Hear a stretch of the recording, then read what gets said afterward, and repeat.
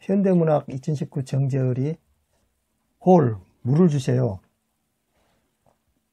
내일은 날씨가 괜찮을 거예요. 조금 자란 화분을 가꾸는 일은 인내심을 기르기 위해서. 어떤 새는 자기가 판 구멍에 불을 받고 죽기도 한다.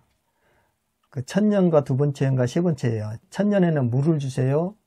내일은 날씨가 괜찮을 거예요. 그렇게 그 이미지를 하나 던져놓고 조금 자란 화분을 가꾸는 일은 인내심을 기르기 위해서 하고 또 하나 이미지를 던져놓고 어떤 새는 자기가 판 구멍에 불을 받고 죽기도 한다. 이게 세 개가 나중에 다 연결될 거예요. 이 말이 왜 이 말을 던져놨는가.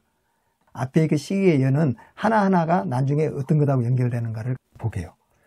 바다에 간 적 없지만 바다 냄새를 아는 우리와 창밖에는 너무 많은 우산들 추락하는 새. 어떤 새는 자기가 판 구멍에 불을 받고 죽기도 한다. 창밖에는 너무 많은 우산들 추락하는 새. 이렇게 해서 새가 두 번 나왔어요. 그리고 운동장에는 구멍이 많다. 친구는 태풍이 올 거라고 말했다. 여기까지 보면은 홀이라는 것이 무엇인가가 대충 알 수가 있어요. 그리고 새가 무엇인가도 알 수가 있고 홀이라는 것은 태풍이 올 때 휘어치고 하는 그 홀 있잖아요. 구멍 같은 거. 그것도 되고 비가 한번 왕창 쏟아지고 나잖아. 그러면 하늘이 홀같이 헝 비어버리잖아요. 그걸 홀같이 본 것이에요. 여기서 보면 어떤 새는 자기가 판 구멍에 불을 받고 죽기도 한다라는 말은 새는 무엇이냐? 여기서 비라는 뜻이에요. 비라는 뜻이고 창밖에 너무 많은 우산들하고 추락하는 새. 날아와서 땅으로 꽂히는 새. 새를 처박히는 새. 그리고 창밖에 너무 많은 우산들이라는 건 비가 오고 있다는 뜻 아니에요? 예. 거기에는 또 추락하는 새가 꽂히고 우산에가 꽂히고 빗방울에다 꽂히는 거. 그게 새라는 뜻이고 물을 주세요 그랬잖아요. 내일은 날씨가 괜찮을 거예요. 지금은 비가 오고 물을 주세요. 그리고 그것은 조금 자란 화분을 가꾸는 일은 인내심을 기르기 위해서 그러잖아요. 그러니까 화분에 있는 목말라 갖고 있던 화분들 비가 올 때 한 번 비 오는 물을 하는 것은 비 오기를 기다린다는 그 인내심이잖아요. 그 화분은 한 번 오기를. 그것하고가 연결되어 있다. 그렇게 말할 수가 있죠. 그래서 운동장에는 구멍이 많다. 하나하나 뚫히면서. 친구는 태풍이 올 거라고 말했다. 그래서 계속 그 이미지가 비가 오는 것하고 새하고가 연결돼 갖고 있는 말들이 이게 다.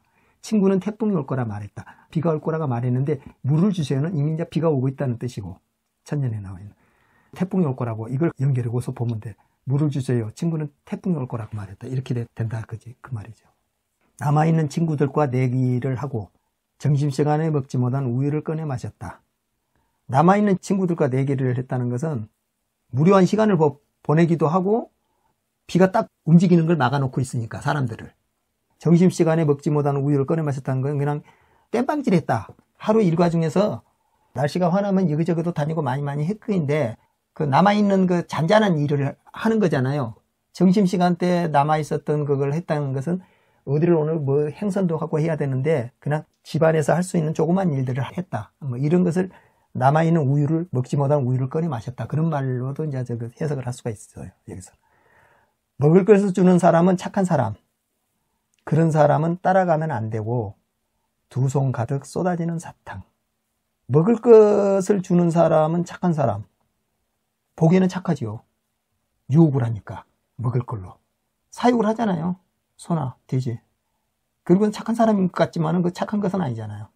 사육을 당하고 있는 쪽에서는 그 죽음이 사육한 사람에 의해서 결정되게끔 돼 있잖아요. 그러니까 기업이 사원을 사육시킨 것은 그 순간까지는 자기가 먹고 지내고 소득을 얻고 살겠지만은 기업은 언제든지 그걸 잘랐을 때 그 사육 당하고 있는 사람 쪽에서는 사육하는 사람의 결정권에 따라야 될 수밖에 없는 그 사육당하는 과정이 착한 사람이라고 보이지면은 사실은 굉장한 자기한테 그 부담인 거지, 그것도요.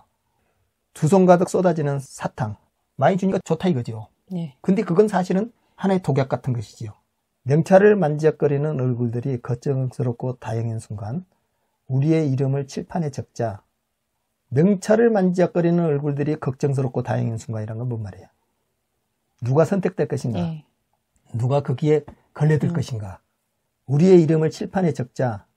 쏟아지는 창문에 새 한 마리가 머리를 박았다. 빗방울이 하나서 탁 쳐박았다는 것은 누군가가 죽음이라는 것이나 칠판에 적어지는 순간 구조조정같이 떨어져 나갔다는 뜻 아니에요. 명찰을 만져그렸다는 것은 손절을 했다는 뜻 아니야, 그게. 하늘도 손절을 하잖아, 빗방울로서 그렇게. 자기가 무거우니까. 구름이 무거우니까요. 그것이 빗방울 하나가 새 한 마리가 쏟아지는 창문에 머리를 박았다. 죽었다. 그 뜻이잖아요. 그게. 그리고 너도 집으로 가지 못했구나. 오늘 밤엔 우리 모두 깊은 잠을 자도록. 너도 집을 가지 못해 고민했었구나. 힘들었구나. 그래서 오늘 밤엔 우리 모두가 깊은 잠을 자도록. 그냥 죽음으로 빠져들도록 뭐 이런 뜻도 돼요. 이것은. 새는 따뜻했다. 그 죽음에 이르려고 모든 것을 다 털어버린 새는 따뜻했다. 친구들은 누군가 데리러 올 거라고 말했대. 그 죽은 새를 위해서. 그러나 평화롭게 자기 인생을 마쳐버린 사람은 사실상은 모든 걸 낳았기 때문에 그 고민과 모든 것을 다 털고 간 잊어버린 하나의 영혼이 되어버린 것이죠. 그 뒤에 남아있는 사람들의 고통인 거지. 그 기억을 갖고 있는 사람들의 고통인 것이죠. 그리고 누군가는 그것을 기억하기보다는 더 나쁘게 또 기억할 수도 있고요. 새를 돌보는 동안 그 새, 죽음, 빗줄기를 돌보는 동안 줄기가 자라고 잎이 생긴 강낭콩과 거기에 죽음을 딛고 이르는 누군가의 그 줄기가 자라고 그걸 빨아먹고 자라는 그 물을 받아먹고 자라는 화초, 조금 자란 화분을 가꾸는 일 같이 1년에 나와 있는 줄기가 자라고 잎이 생기는 강낭콩과 파도에 무너질 것을 알지만 모래성을 쌓는 사람들. 무너질 줄 알지만은 모래성을 쌓는 사람들이야. 거기에다가 계속. 제일 앞에 네 번째 연에 가서 보면은 바다에 간 적 없지만 바다 냄새를 아는 우리라는 것은 뭐예요? 수증기겠죠. 빗방울로 올라간 수증기들. 바다 냄새를 아는 우리가 아무 데나 떨어지잖아. 비가 와서. 이게 올라가서 다시 내려왔다는 그런 말이에요. 그 비가 땅에도 가고 파도로도 또 오고. 그렇죠. 그래서 줄기가 자라고 잎이 생긴 강낭콩이나 파도에 무너질 것을 알지만 모래성은 사람들이나 똑같다는 거야. 태풍이 오는 사이 몇 명이 사라졌지만 다친 사람은 없었다는 이야기. 죽었는지 살았는지 모를 새를 운동장에 묻어주고 왔다. 빗방울이 다 떨어지고 거기에 운동장 속으로 싹 스며들어가면서 무덤이 돼서 들어갔으니까 운동장에 묻어주고 왔다. 이렇게 말을 하잖아요. 네. 예. 그래도 괜찮은 날 같아서 누가 이름을 불러도 대답하지 않았는데 다른 친구가 대답했다. 이제 집에 가야지. 비 그쳤으니까. 한바탕 지나갔으니까 집에 가야지.